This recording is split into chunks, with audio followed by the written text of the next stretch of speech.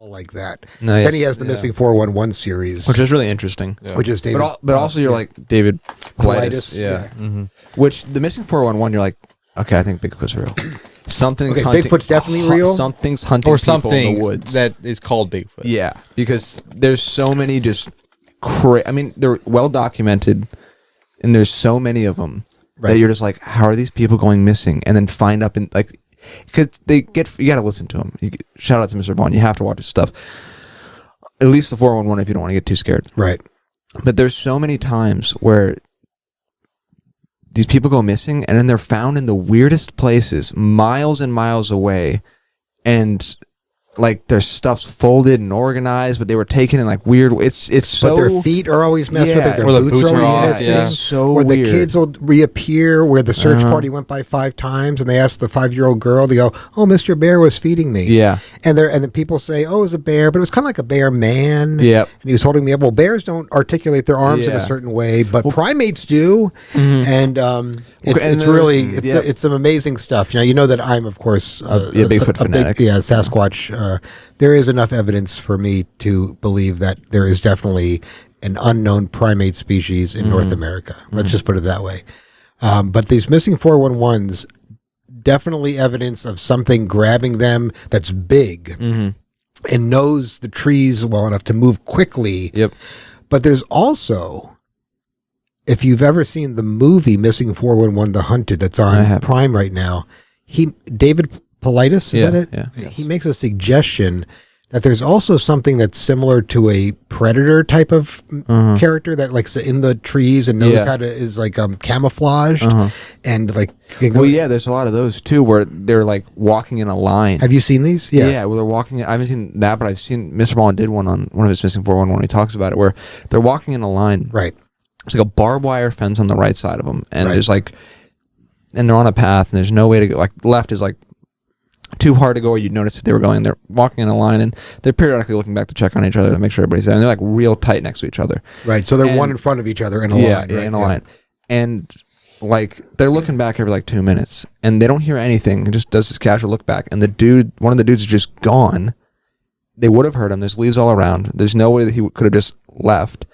And then they find his boots, like.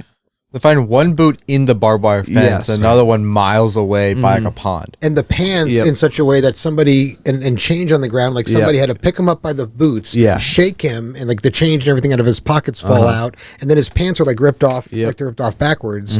And he's never found. There's always something about the feet. Now, I don't know what the heck this means, but again, if you want to get into a good mystery without getting into some, weird paranormal aliens or demons or anything, but it's just a mystery. Yeah. And there's a lot of evidence because, so many cases. It's so many. Like an unbelievable amount where you're like, okay, because I'm skeptical about this stuff. I'm like, whenever Dad's talking about Bigfoot, I'm like, yeah, but I don't know. But when I watch these and I listen to him, and he's an ex-detective, like a police detective. Like police detective. Very well-renowned guy. Absolutely. And in fact, he was asked by the Rangers to look into a few cases because they couldn't explain him and for him to run him down. And that's when he started getting into this and running more and more, following and saying, okay, there are these 12 common aspects of all of these weird cases, and anyway.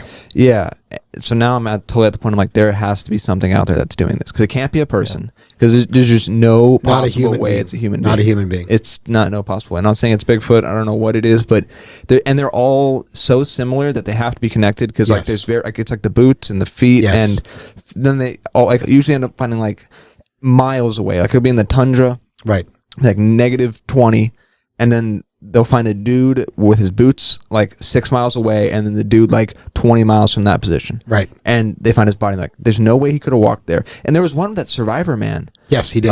With a kid, with was like the 2-year-old kid. Yeah, they found a 2-year-old kid 12 miles away within a certain time frame. Survivor Man Les Stroud makes the trek, saying, "Okay, time me." Yeah. Because they know when they found the kid and when they lost the kid.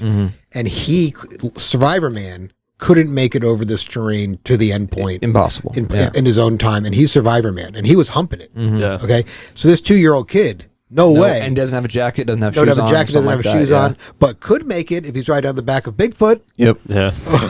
Or Yeah. could make it if he's up there being held by Invisible Tree Man, who Yeah. knows how to manipulate the tree system really, really well. Yeah. Now, that one's a little harder for me to believe because I don't know what the hell that is. But I can see a very large primate because there were some eyewitnesses that saw a kid on the Like a shoulder bear- of of a a quote-unquote big- bear that looked But more like it a wasn't, man. like, it wasn't the shoulder. It was like carrying him like a football almost. Yeah. But bears. There's can't another one. There's carry like them over his that. shoulder with his arm. Yeah, Oh, but gotcha. it was still Kid. articulated. Yeah. But The arm was articulated like if you're, you can't see me right now, but if I have my hand out, palm up, and then I bend my arm to touch my shoulder. So my arm has to still articulate, and bears' arms don't do that. Some type of range of motion or something like It has that. to be some type of primate's range of motion. That can do this. That bears can't do it. In fact, dogs can't do it.